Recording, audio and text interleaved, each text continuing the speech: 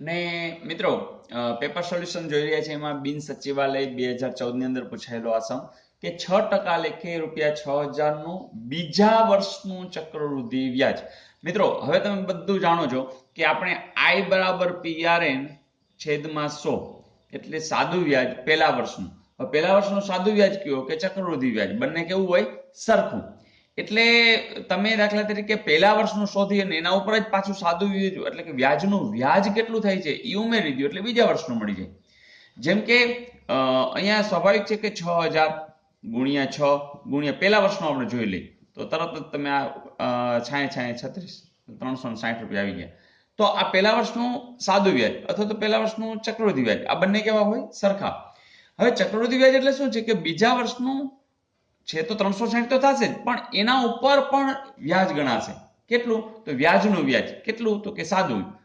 એટલે કે 360 નું પણ તમે જો વ્યાજ ગણી લ્યો એક વર્ષ માટેનું તો એટલું વધારાનું આમાં એડ થશે. જોજો આ મીંડું વયું ગયું, 36 36 18 21 બસ અને છેદમાં 10 તો છે એટલે કે 21.60 એટલા વધી જશે બીજા વર્ષ માટે.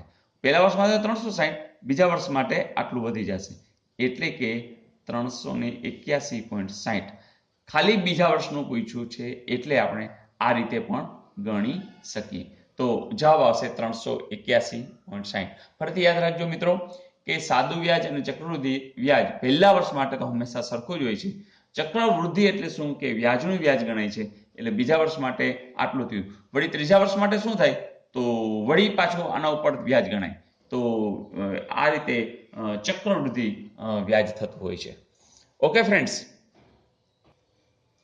ને સાવ સીધો અને સિમ્પલ કે ₹315 બરાબર ખાલી જગ્યાના 90%. તરત જ તમે લખશો 315 બરાબર ખાલી જગ્યા એટલે x ના 90%, આ 90% લ્યો. બસ પતી ગયું.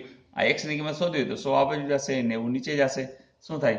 તો કે 315 છેદમાં 90 ગુણ્યા 100 બરાબર x. તો હવે બસ પૂરું. જોજો મીંડું ગયું. 9 13 27 અહીં 4 વધશે, 5 વધશે 45, 9 50 તો 335 ગુણ્યા 10 350. તો એવું છે. હા, તો જવાબ આવશે 350. ને એક આ પ્રશ્ન એકદમ જાણીતો, તમને હવે ફૂલ આવડે છે એવો પ્રશ્ન કે ભાઈ એક પાણીની ટાંકીને બે નળ બેસાડેલા છે, ફક્ત નાનો નળ ખોલતા ટાંકી 6 કલાકમાં ખાલી થાય છે અને જો મોટો નળ ખોલતા બધું જ પાણી 4 કલાકમાં ખાલી થાય. જો બંને નળ સાથે ખોલે તો ટાંકી કેટલા સમયમાં ખાલી થાય? તો મિત્રો એક સાદું લોજિક તો આમ કે છે કે તમે જુઓ છો આ નળ ધારો કે અહીંયા રહે છે પેલો નળ, તો નાનો નળ ખોલતા 6 કલાકમાં ખાલી થાય છે. એ જ નળ ધારો કે અહીંયા છે. હવે 6 કલાકમાં જે નળ આ આખી ટાંકીને ખાલી કરી શકે છે એ જ નળ જો અહીંયા રાખ્યો હોય તો એ 6 કલાકમાં ભરી શકે. તો વાત તો એ જ છે કે આમાં કઈ બીજું કોઈ ડિફરન્સ નથી. એ જ રીતે મોટો નળ છે એ 4 કલાકમાં ધારો કે અહીં ખાલી કરી નાખે છે તો એ જો અહીંયા રાખ્યો હોય તો એ 4 કલાકમાં ભરી શકે. એટલે કે આ ભરી શકે એ જ વાત ખાલી થઈ શકે. તો બે નળ જો સાથેની વાત હોય તો તમારું પેલું સૂત્ર છે જ q xy છેદમાં x વત્તા y લ્યો. આ તમને જાણો જ છો. તો હવે તમને ખબર છે કે x બરાબર કેટલા લેશો? 6, y બરાબર કેટલા લેશો? 4. તો 6 ચોક 24 અને અહીંયા 6 વત્તા 4 જોઈ 24 ના છેદમાં 10 એટલે કે 2.4 કલાક. હવે અહીંયા જરાક ધ્યાન આપજો, 2 કલાક ને સમથિંગ.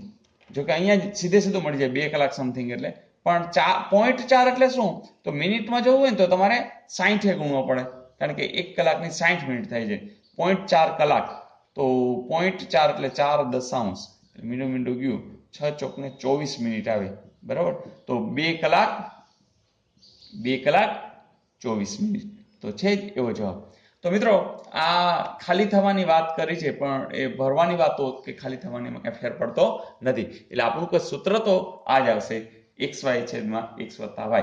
હા, એક યાદ રાખજો કે અહીંથી નળ આવે છે અને અહીંથી નળ ખાલી થાય છે એવું આપ્યું હોય એકમાં ભરાય અને એકમાં ખાલી તો તમે અહીંયા ખાલી માઇનસ આવી જશે xy છેદમાં x ઓછા y. પણ અહીંયા બંને ભરવાની વાત હોય, બંને ખાલી થવાની વાત હોય ત્યારે આવશે xy છેદમાં x વત્તા y.